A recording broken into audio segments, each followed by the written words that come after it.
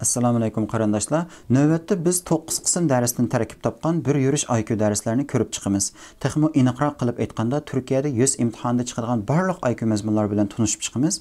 Undaq bo'lsa, biz bu darsimizga boshlashdan burun IQ ning nima ekanligi va bu 100 imtihondagi IQ mazmunlarining salmoqi haqida qisqacha bir tushunchaga ega bo'lib o'tib ketaylik. Unda o'zi IQ degan bu so'z, ya'ni ingliz tilidagi intelligence quotient deganning qisqartirilmasi. Ya'ni qaraydigan bo'lsak, bu yerdagi I va bu yerdagi Q, shundaymi? Yana bu yerdagi intelligence degan bu bir ism, aql degan gap. Bu yerdagi quotient degan men Uyg'urchaga udul tarjima qilsam, bo'linma bo'ldi. Masalan, 6 ni 3 ga bo'lib 2 chiqsa, 2 ni biz bo'linma deymiz, shundaymi? Undaq bo'lsa savol, IQ degan zodi nima?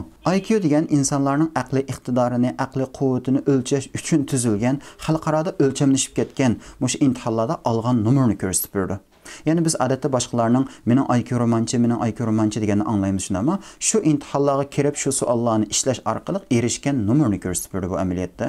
Yana qo'shib qo'ygan bir narsa, bu IQ degan bu atalg'u amaliyotda eng dastlabda german psixolog William Stern tarafidan mushta qisqartirilib yozilgan. Shundami? IQ deb. Unda bo'lsa men bu yerga ismini yozib o'tay, shundami?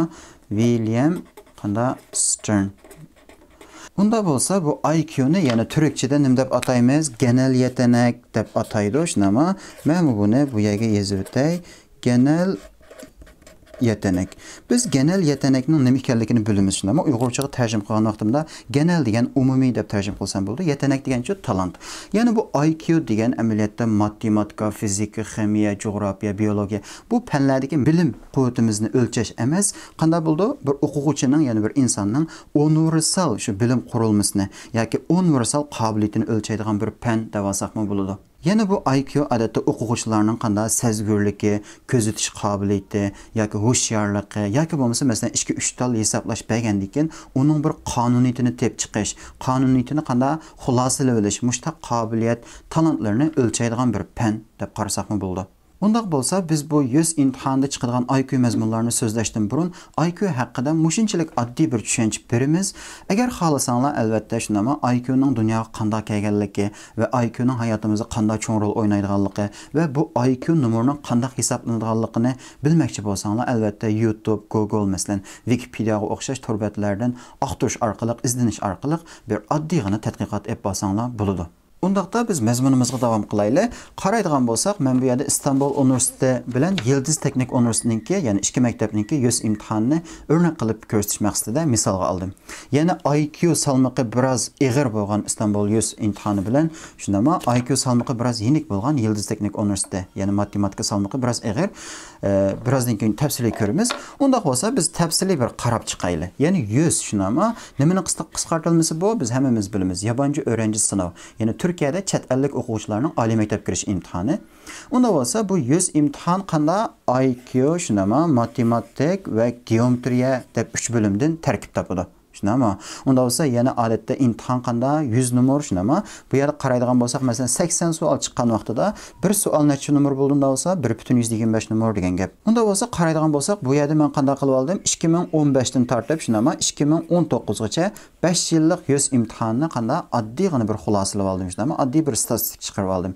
Ya'ni 2015 ga qarab boqaylik, masalan, 45 tal IQ, 30 tal matematika, 5 tal geometriya chiqibdi, shundami? Toplam savol 80, imtihon vaqti 100 minutgan. Undaq bo'lsa, masalan, IQ savoliga qarab boqadigan bo'lsak, shundami? 2015 dan 2019 gacha bu 5 yil ichida qanday 45, 45, 50 mushta o'zgaribdi. Ya'ni 40 bilan 50 ning oralig'ida o'zgaribdi. Matematikaga qarab boqadigan bo'lsak, 30, 25, 20, 25 shundami? 25. Unda geometriya degan shu ya 5 ya 10 shundami? Shu oralig'ida o'zgarib o'tibdi. Unda bo'lsa, albatta savollarningki soniga qarata bu to'plam soni o'zgaradi, shundami? Vaqtga qaraydigan bo'lsak, 2018-2019 vaqti biroz ko'proq ekan, shundami? 135 minut. Unda bo'lsa, men masalan bu yerda qanday qildim? 2018-yillik 100 imtihonni, ya'ni Istanbul 100 ni misol qilib bir hisoblash etdim. Ya'ni 45 tal, ya'ni 80 tal savoldan 45 tal IQ'si chiqqan mushta bir imtihon savolida shundami, qanday bo'ldi? IQ ning salmog'i yani 0.56 degan gap. Ya'ni imtihonning 56.25% IQ. Bu favqulodda ig'ir bir salmoq, shundami? IQ xili obdan salmoqni egallaydi. Ya'ni biz buni men agar matematikada shundami, shu imtihonda barliq IQ savollarini to'g'ri ishlagan vaqtimda necha numaraga erisha olayman? 56.125 numaraga erisha olayman degan gap. Qaraydigan bo'lsak shundami, 80 savoldan necha? 45 IQ, mesela 70 savoldan 40 tal IQ, mesela 70 savoldan yana 40 tal IQ shundami? Bu yerda mesela 80 tal savoldan 50 tal IQ. Yani IQ-ning salmoqi qanday? Favqulodda ig'ir. Unda bo'lsa biz navbatda Yıldız Teknik Universitetiga bir qarab baqaylik.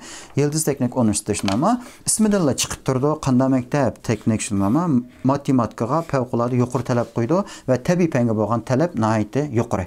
Qaraydigan bo'lsak, bu imtihonmi qanday? Bu yosmi IQ, matematik, geometriya, ya'ni 3 bo'limdan tarkib topadi shunami. IQ-ning salmoqi uncha ig'ir emas, ya'ni 25-30 tal.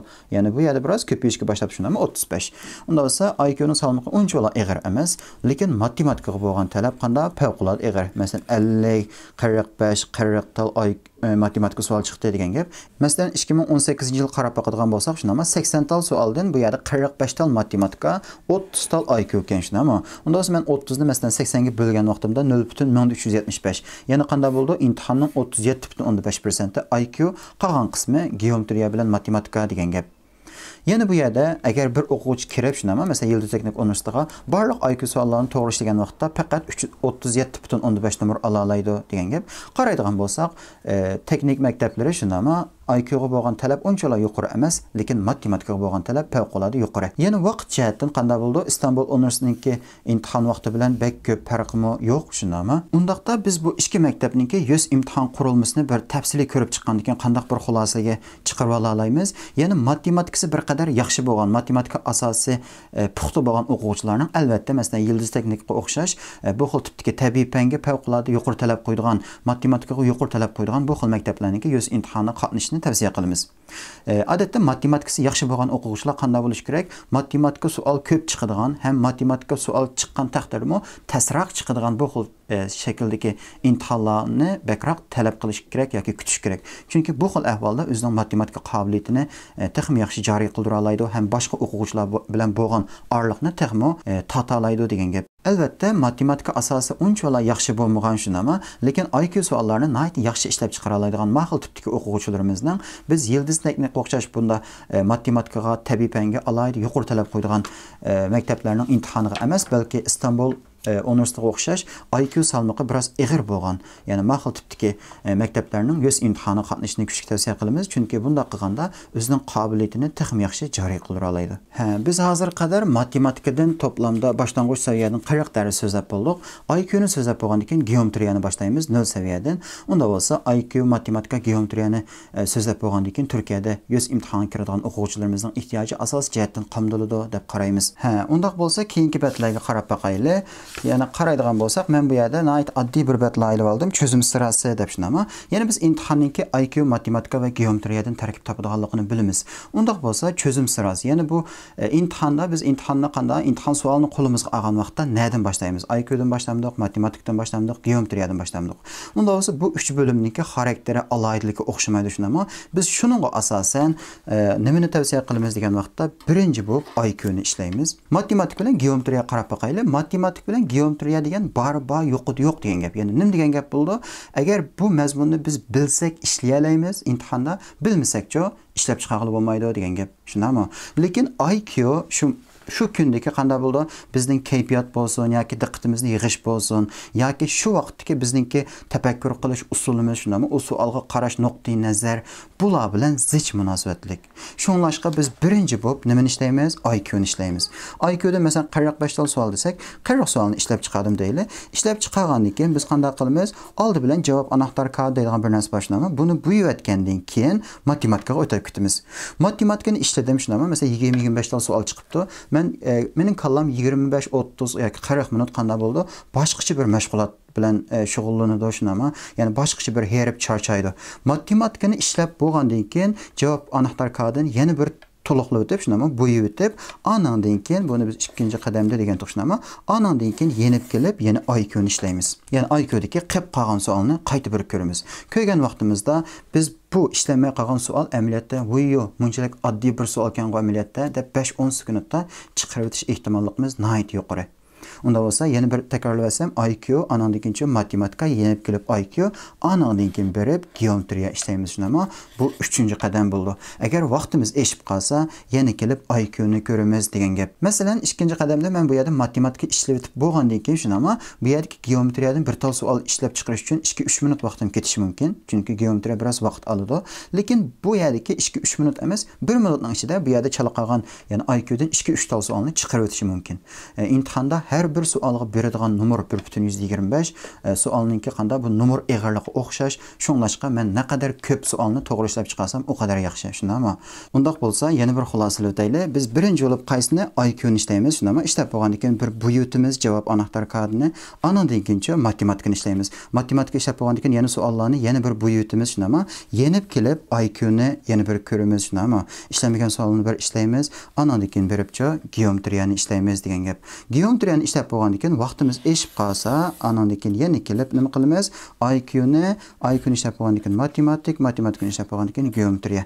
Ya'ni eng oxirisida ishlamay qolgan savollarni qayta bir qaysini ishlamagan bo'lsak, shuni bir ko'rib to'liqlasaqmi bo'ladi. Undaq bo'lsa, keyingi betga qarab boqaylik. Shundami? Nima debdi? 100 IQ konulari debdi. Bizmi so'zlamoqchi bo'lgan, ya'ni 100 da chiqadigan barliq IQ mazmunlarni xuddi metropolga o'xshash 9 bo'limga bo'lib tayyor qildik, shundami? Masalan, Istanbul universitetiga o'xshash, shundami? Ashta bir 45 tal IQ savol chiqadigan bir 100 imtihanda bu 9 bo'limdan har bir bo'limdan 3 dan 5 gacha qanday qildi savol chiqadi degan gap.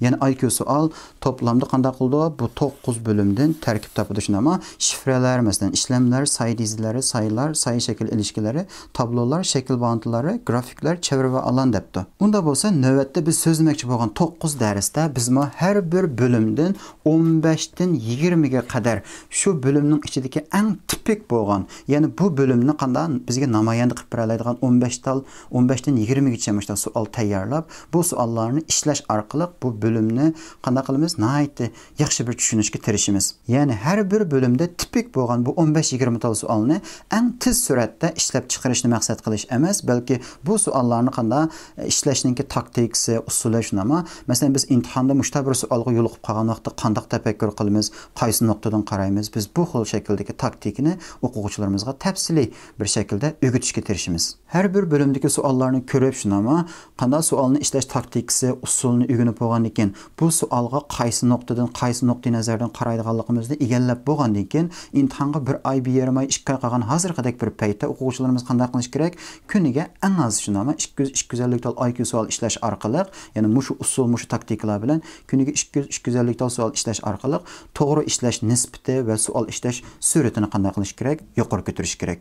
Undaq bo'lsa qarab boqaylik, keyingi betda nima ish qilamiz? Shunama, darsimiz tugatdi. Albatta, darsxonamizni tashviq qilamiz degan gap. Yana qanday bo'ldi? Bizningki Farabi Tor darsxonamizningki barliq darslari qanday qildi? Faqat va faqat YouTube kanalimizga ham yo'llanadi. Darsxonamizga aloqador, shunama darslarimizga aloqador uchurni Instagram va Facebook sahifalarimizdan egallab, darslarimizning to'liq nusxasini YouTubedan ko'rishingizni tavsiya qilamiz. Chunki YouTubening video qo'yg'ich biroz yaxshi shunama. Masalan, videolarni, darslarni ko'rib ketib berib oldi-keyniga o'tkazish bekroq qulay bo'ldi. Shuning bilan birga, texmi ko'p qarindoshlarimizning Farabi Tor darsxonamizdan foydalanishi uchun shunama, darsxonamizni va darslarimizni boshqa qarindoshlarimizga tavsiya qilib qo'yishinglarni umid qilamiz. Bir jumla so'zga yig'inchoqlasak nima deymiz? Yaxshilik qil, qo'lingdan kelsa. Unda bo'lsa bugungi darsimiz mush yerda oxirlashdi. Hammanglarga ko'pdan ko'p rahmat.